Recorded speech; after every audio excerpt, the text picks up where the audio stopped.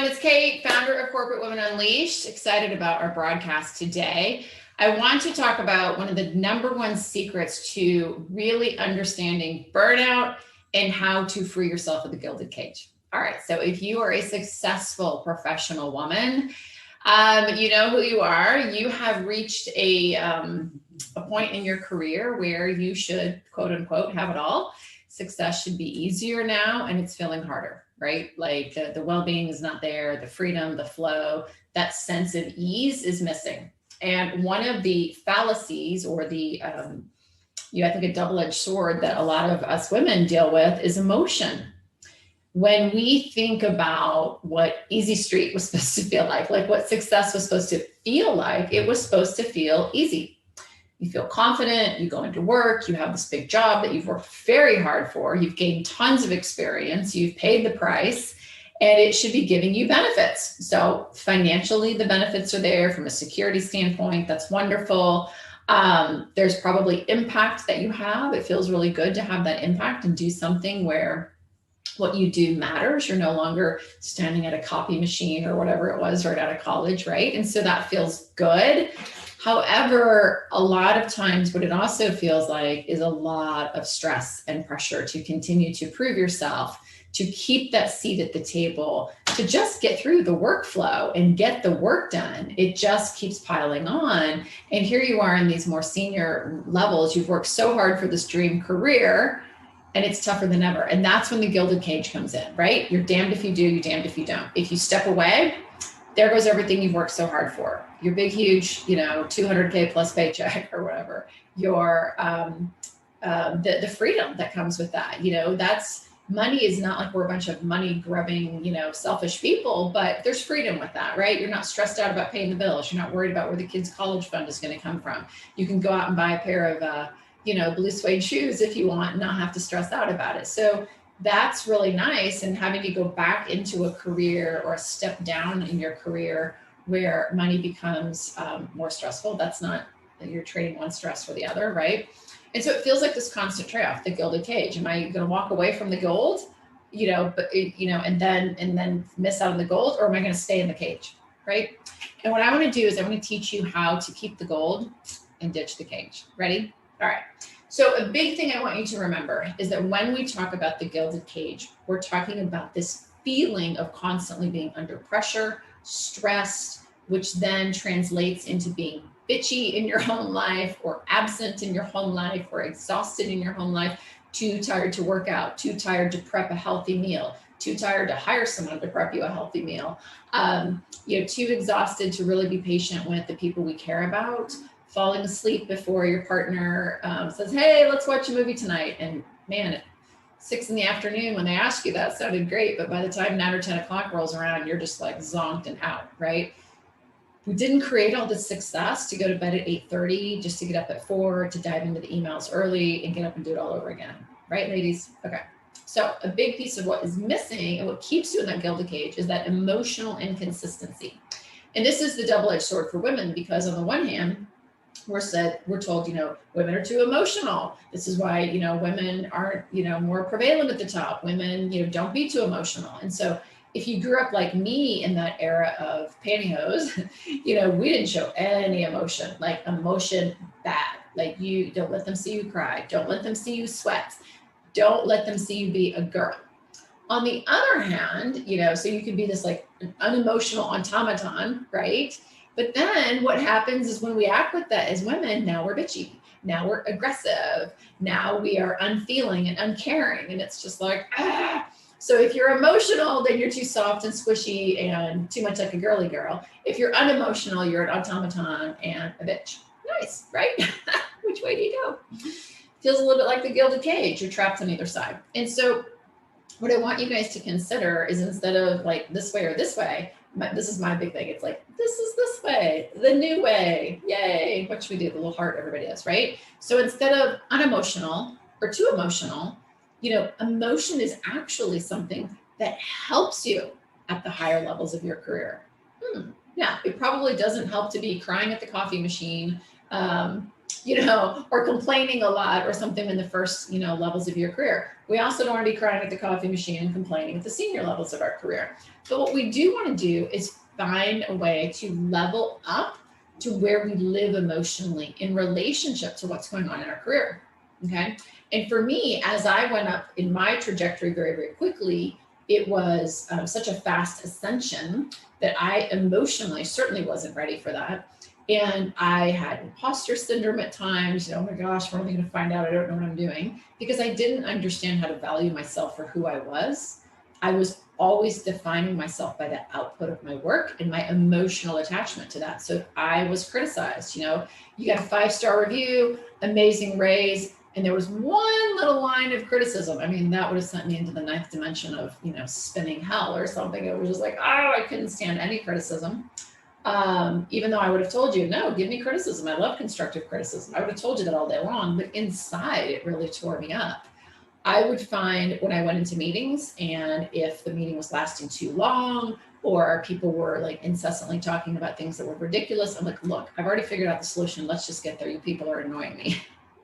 So there was this annoyance with people. So I carried this, annoying emotion with me a lot. I had this imposter syndrome, this, oh my gosh, I've been criticized. Then there was this emotion of anger when things didn't go my way, when someone would swoop in and steal my idea and say it was their own. I once had someone say they couldn't promote me because I didn't know enough about Excel. I'm like, oh, no, you didn't really just say that, right? You're not promoting me. You're holding me back from my dreams. And I've worked so hard because I need to know more about an Excel spreadsheet. Are you kidding me? So things like that would just make me spitting mad. Now, I never show that outwardly, nor should you. So it wasn't like, anyone could see that necessarily. But what would happen is I would go home and fester. So if it was imposter syndrome, I'd be like, oh my God, I can't believe I did that. I can't believe that. Oh, when are they going to find out? Festering, second guessing, self-talk all night long, all day long. 6 pizzas later, I would still be, chewing my way through this imposter syndrome. If it was annoyance with other people in a meeting, it's like, I can't believe I have to work with these idiots. Why am I on this team? Why can't I just get my work done and go home? I want to spend more time with my daughter. I want to spend more time with my horses, but instead I got to be in a room with these idiots, and then I'd be festering about that. And that would distract me from living in my life and taking care of myself and really enjoying my success. Then if it was anger over, the politics and the things at work, then I'd be festering about that. And my point being is there was all this emotion happening within me constantly. So here I was on the outside, very confident, very capable, getting promotions quickly, being given tons of responsibility, beating out people who were far more, experienced than myself for some really key roles and positions, which on the outside looked amazing. Look at Kate, the superstar. Look at Kate and, how well she's doing. She's hyper successful. But on the inside, I didn't feel insecure. I felt angry. I felt frustrated. I felt, I was questioning myself. I just got tired of the highs and lows. And I've had clients ask me that before too. They said, why was it that you went on this odyssey to understand how could highly successful people beat burnout and really enjoy a high, success in all areas, a high level of living, as well as a very prestigious career. And I said, I just got so tired of the emotional highs and lows. 1 minute you would, I don't know, have a killer meeting and everything went your way and I'd be like, yay, you'd feel so great. And then something would happen in the afternoon and I'd be down on my knees again, just like, so mad. And then, I would make a commitment, for example, to my daughter, I'll pick you up from school today. And then my day would get blown up and I would be just racing to get home and just mad, come on, lights, come on. And then I'd come get her and then I'd be just like this intense person. And so it was just this massive intensity all the time, like highs, lows, very little just flow, very little ease, very little of just living in this easy life. So even though externally everyone was like, wow, Kate's got this great life, internally, I was like, man, I wish I could feel it. I wish I could feel it. And so one of the big secrets to unlocking the gilded cage is learning to live in a place emotionally where when these things are hitting you, the people on the team who aren't as skilled as you and, maybe delaying progress, the politics that are inherent in any sort of business, any sort of company, whether you're an entrepreneur, you work in a hospital, you work in a corporate environment, whatever, there's going to be politics because there's people, right? We have to navigate people, and not everyone's a great human at all times in their life. So navigating the politics, dealing with, critique and criticism and failure, and doing it in a way where there's curiosity instead of self-blame and criticism.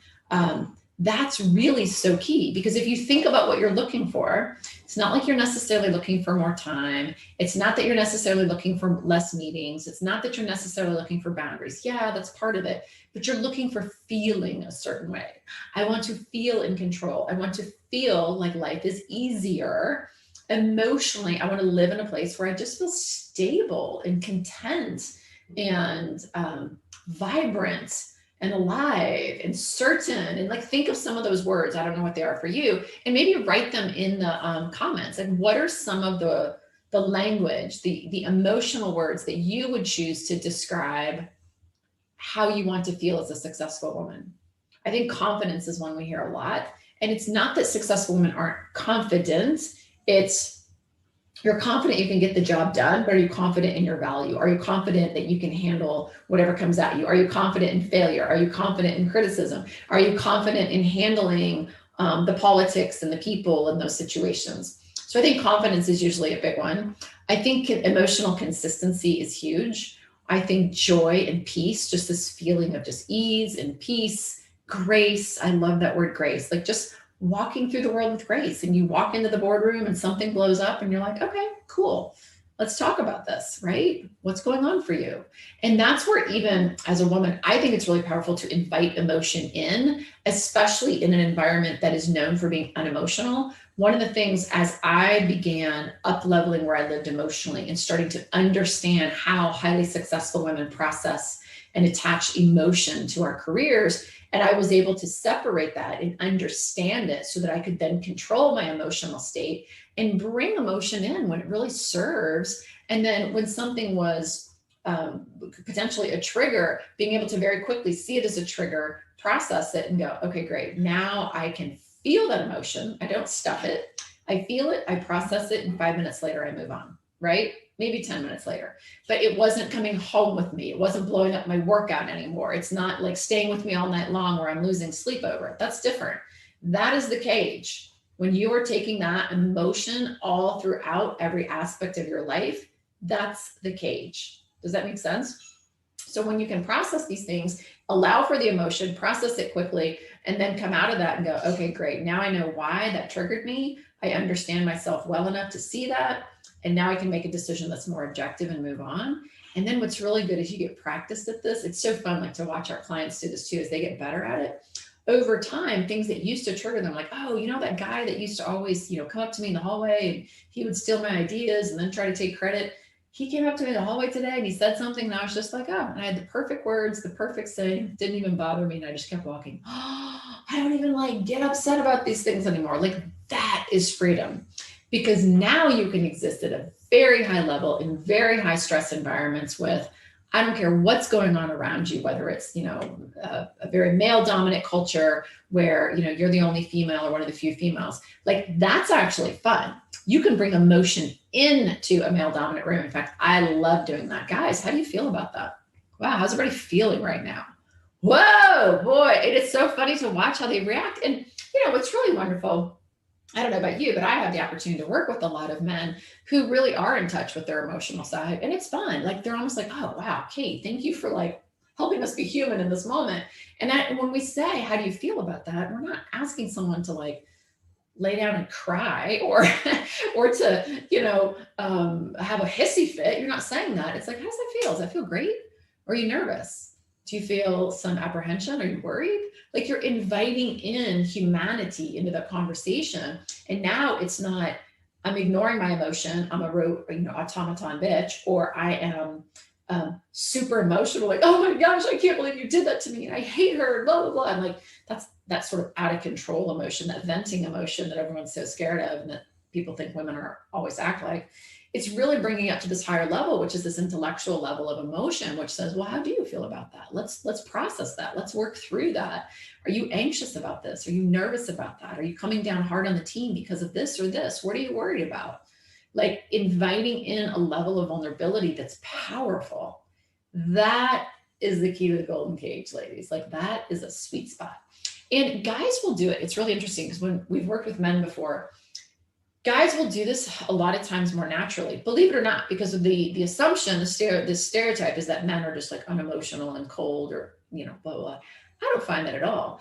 I find that men will not hold a lot of attachment to conversations they need to have. There's not a lot of emotional attachment. So they're much more willing to just more naturally kind of, whether it's a sense of empathy or a sense of knowing where they stand on something, they just kind of speak it because there's not a lot of the fear of losing your place at the table, the fear of being seen as a woman who's too emotional, not emotional. They don't have some of these constructs that we have. And so they're just able to walk more quickly through a lot of these challenges that I'm just mentioning. And it doesn't go home with them, right? And that's why you see a lot of men who are more able to like turn it off when they get home. Now, do men suffer from burnout? Absolutely. Do men suffer from supernova burnout? Highly successful men? Absolutely. Do men suffer from lack of fulfillment and some of the other things that we touch on? Yes. But in this particular issue, it tends to not be as systemic as it is with women. So really, one of the secrets to opening the Gilded Cage, it's not to get a better daytimer. It's not to have, better calendar planning or a great to-do list or, meal delivery service or a housekeeper.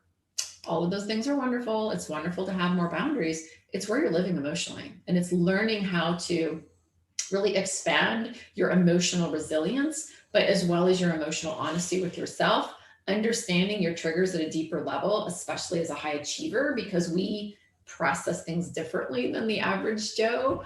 And we're going to take things to a different emotional height. And then being able to bring that forth in ways that are either more objective, so the emotion doesn't follow your decision making, or you invite the emotion in, but at a higher intellectual level that really helps everyone thrive from what you're introducing. That is success. And without it, you just continue to sort of circle the drain, until eventually you either, retire or burn out or whatever. But living with a level of emotional consistency where things don't rock your world constantly, that keeps you away from the water cooler. That keeps you away from gossiping about your work all the time. Oh my gosh, my work is so stressful, blah, blah. Nobody wants to hear that at your level, right? Like nobody does. Like one of the most beautiful things about our company is that everyone has gone through this process. And all of the women, that work with us, they live in a place where emotionally they're just very well seated. They're just like, sitting in a place emotionally where it's just like, yeah, okay, you got a problem, you're upset about something, cool, let's talk it out. What's going on for you? And they don't take it home with them. They don't take it out on their cheesecake. They don't take it out on a bottle of wine. They don't take it out on their families, and they don't need to fester and talk and process. That wastes so much time. I will say that's one thing about, the way women, when you haven't had this more mature emotional process and enlightenment, that drives me batty. Like I cannot suffer that. I'm not going to sit around and complain and gossip and chew on something that's going on in my life that's not working. I used to years ago, but usually I took it home and I laid that all out of my family, which really sucked. I wouldn't do it in the office, but now like that's just non-existent, and that's what it should be for you. And you do that. Doesn't matter how chaotic your job is. Doesn't matter how big it is. Doesn't matter how fierce it is. Are you still going to do scary stuff? Hell yeah. Is it still going to scare you? Sure. But you'll know how to move through that, and it won't eat your lunch. You'll do the scary thing, but it won't blow up your personal life. You'll do the scary thing, but you won't lose tons and tons of sleep over it.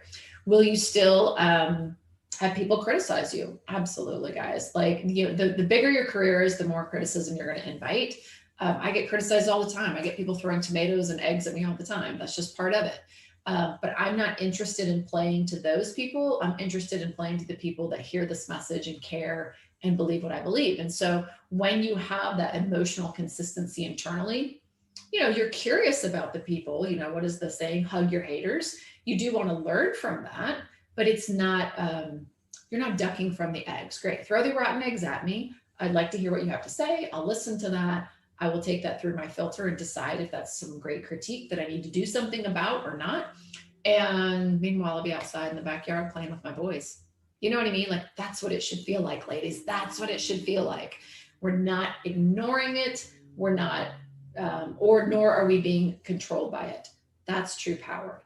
That is what it feels like to be free of the gilded cage. And that's what I want for you. So it's been great sharing this broadcast with you today. I hope this was really helpful to you. I hope it's inspired you about what's possible. If you are living in that place where success looks great to everybody else, your life is fabulous on paper, but it's not fabulous feeling to you, I want you to book a call with our team. Everyone in our team has been through 70, 80-hour weeks. We have all been prisoners of our careers, and we have all trailblazed this whole new way of creating success that is on our terms as women. And you too can do that. And we'd love to chat with you about that, see what's going on in your career. Obviously, if we can help you, we'd be